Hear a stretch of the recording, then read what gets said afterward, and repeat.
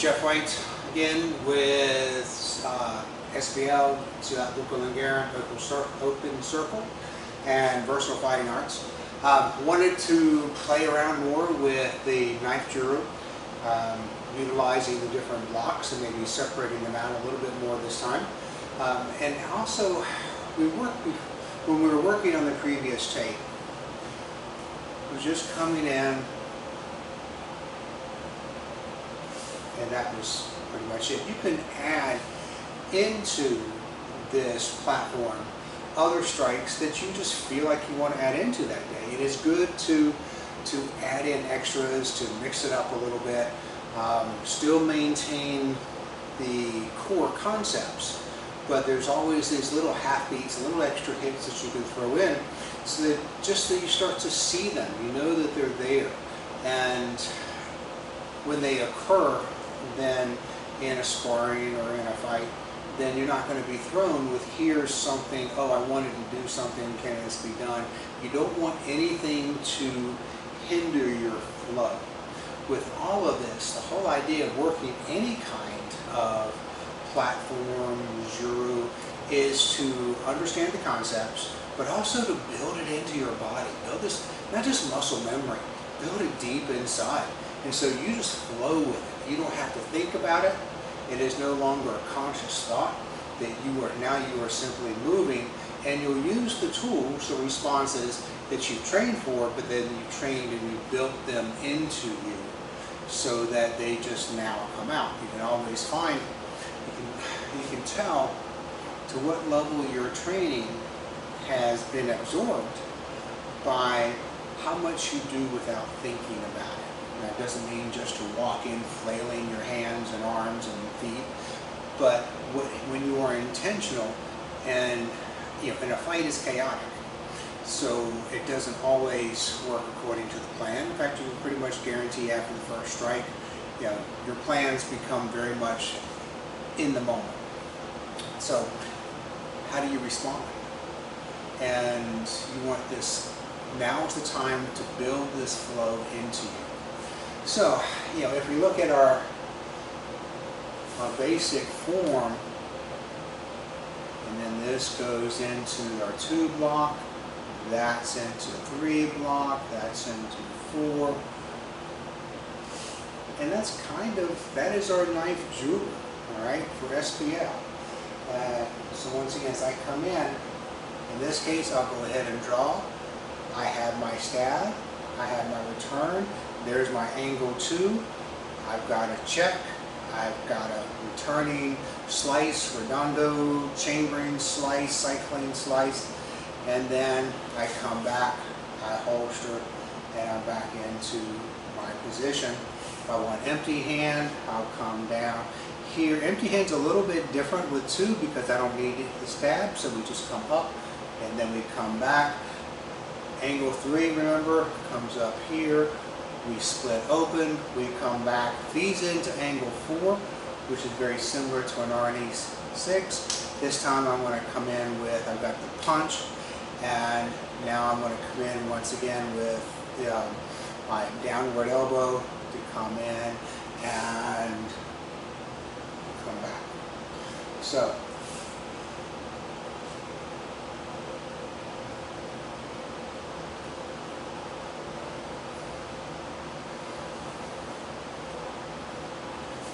empty hand, I skip,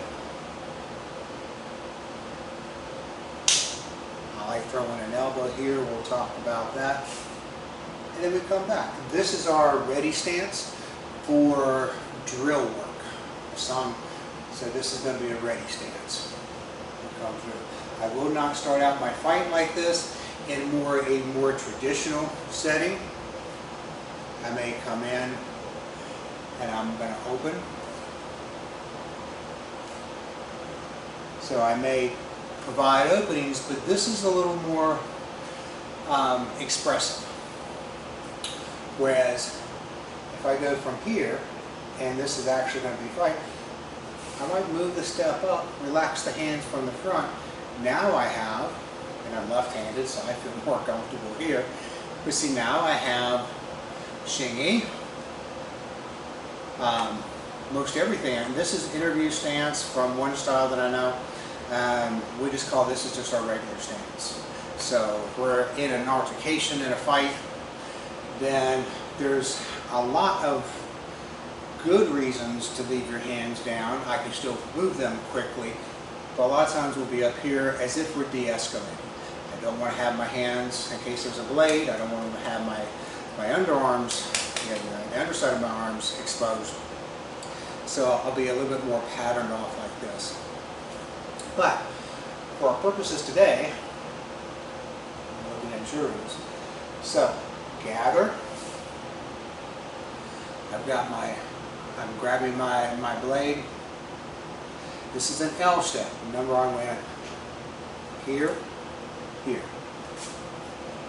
All right. So go from here. This is covering. All right. A lot of times, and I made mention on an earlier video, I will press out here in real life a lot of the times. However, there's also times, especially if I have the blade that's coming in, I may need to cut this quick. Close quarter fighting, I won't necessarily have as much time to seal against my opponent. I may need just to come quickly here. This is also just catching what might be coming this way. So there are reasons to use this short as opposed to pressing towards your opponent. So as we come through, notice I'm going to gather, cat stance for most of you.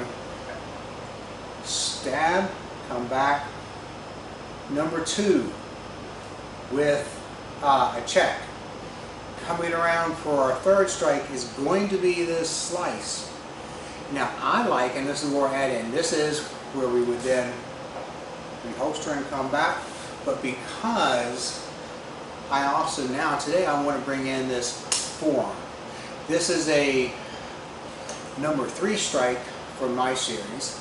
For those of you who have been training with me a while, you know these. If not, then it's 1, 2. So angle 1 is a typical, if you're doing right hand, upper right to lower left. Backhand is anything coming back this way. In this case, it's upper left to lower right. My horizontal, right to left. Now this can, often I teach this as palm up, but also understand this is palm down as well. This is coming into neck, face, ear, underarm, chest, lungs, torso, femoral artery if I'm coming in the inside, led to the outside. Okay, so it could be anything. And 4 is coming across anything that goes from horizontal left to right. So 1, 2, 3, 4, 5 is a stab in. This is high 5. This is low 5. 6, 7, 8 is a big overhead. 9 is like the 5, except actually we're coming up into the perineum. Alright, so 1, 2, 3, 4, 5, 6, 7, 8, 9. Those are my 9 strikes, okay, my 9 angles.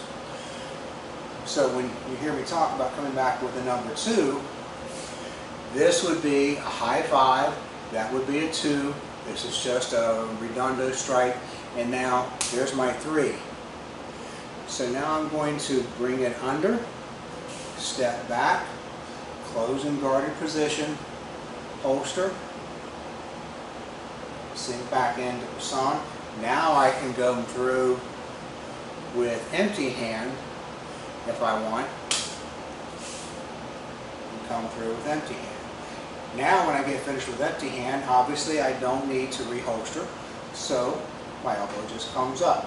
I come from this position where I'm guarding. This can be closed fist, it can be open fist.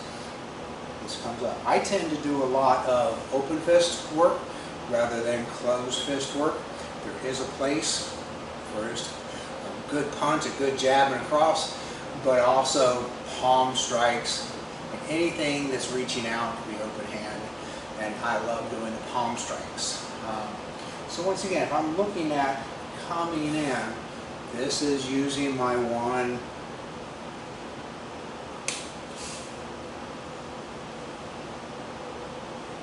And then we go to empty hand over here. And the idea is you want to make this so smooth between the transitions between bladed, empty hand to bladed, the draw, the reholster, moving through,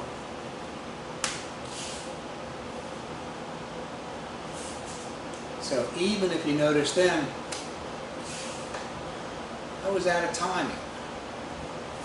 Perfectly fine. Did I slow down? No. Did it matter? No, not really. Because even if I suddenly grab this now when maybe I shouldn't have, I still keep going because you know what? It doesn't have to be on a set pattern. We use the set patterns in order to build muscle memory, to build the concepts in, to understand the concepts, and then you get rid of the patterns and you just flow. So this was number one. All right. So just review. I'm going to start with punch, coming back. This is the clearing that comes back to your shoulder here, and it's just a reference point. It's just in this style. It'll use as a reference point to make sure that you're just not leaving it out here. In real life, I'm going to have most of my activity here in front of me, but two, check. I can come down with elbow, back fist, roll around. Remember, it's your hips and your feet that are generating the power. Come across with a forearm strike. This can be a hook. It can be a forearm strike. It can be a takedown. It can be anything you want it to be that comes out this way. I'll come back in my ready position in here. 1, 2, 3, 4, 5, 6, 7, 8, 9, 10, 11, 12, 13, 14, 15, 16, 17, 18.